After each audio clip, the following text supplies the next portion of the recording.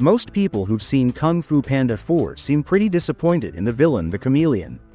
Compared to the bad guys from the earlier movies, she just doesn't seem to hit the mark. You were right, Jin. He was an easy mark. Shen. First rule of the streets. Never trust anyone. I taught her that. And you thought my apprentice was your friend. So in this video, let's dig into why she failed as a villain and what went wrong.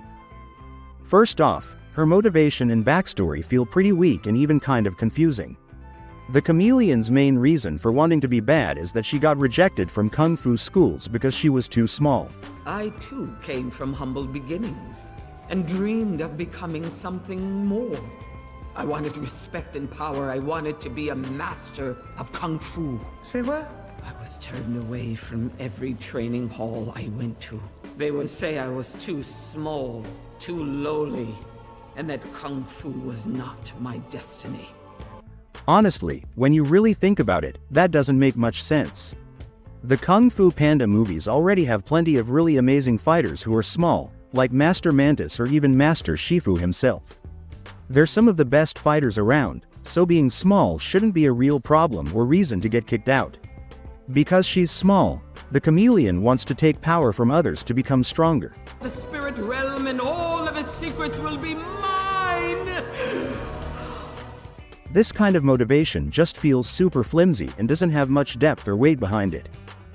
Another big problem is that she doesn't have any real personal connection with Po or the main characters. If you look back at the first 3 movies, every villain had a strong tie to Po's story. Tai Lung was adopted and trained by Master Shifu, so there was a real personal bond and history there. Lord Shen was responsible for wiping out Po's birth family, making their fight very emotional and personal.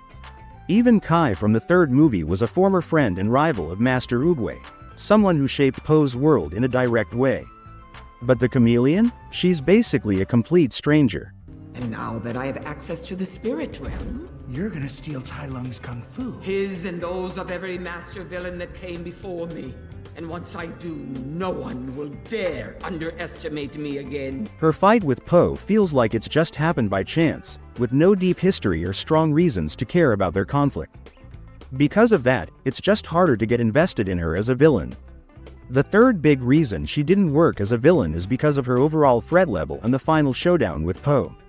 Even though she somehow has the powers of a bunch of kung fu masters combined, including all the villains from the previous movies, her big fight with Po just falls flat. You didn't earn those skills. You just stole them.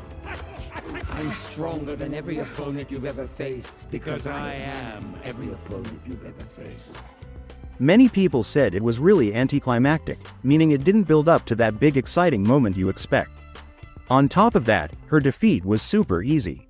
It didn't feel like a real challenge or a tough battle at all.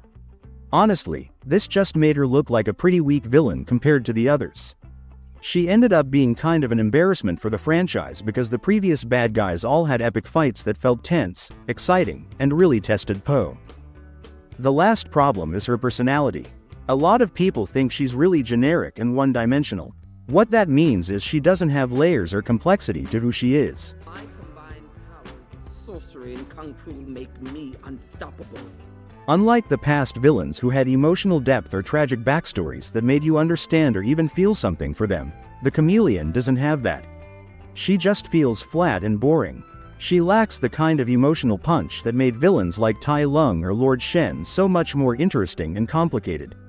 That emotional complexity gave the older villains a tragic side that made their stories and fights meaningful.